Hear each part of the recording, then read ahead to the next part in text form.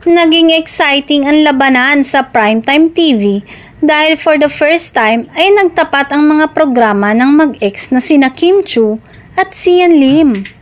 Noong Lunes nga, nagsimula ang teleserye version ng Linlang na pinagbibidahan nina Kim at Paolo na tumapat sa serye nina Sian at Jeneline Mercado sa GMA na Love, Die, Repeat na tinutukan din ng fans.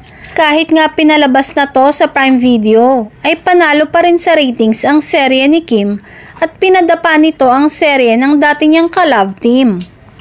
Ayon sa Nutang People Ratings Urban na nilabas ng Nielsen Philippines, nakakuha ang unang episode ng Linlang ng 9% habang 7.9% lang ang nakuha ng Love, Die, Repeat. Nakapagtala naman ng 9.9% ang second day ng Chupaw serye noong Tuesday laban sa 8% ng katapat na serye. Ito na ang pinakamataas na rating para sa 8:45 PM time slot since pandemic.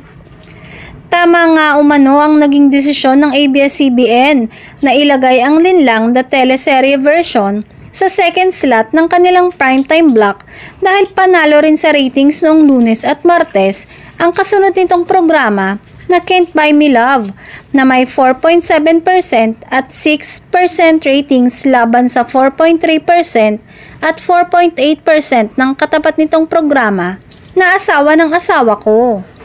Ang bongga ni Kim compared sa ex niyang si Sian. At ang ABS-CBN ay hindi pa rin basta magpapakabog sa Kapuso Network. Sinadya talagang pagtapatin ang serye ng mag-ex.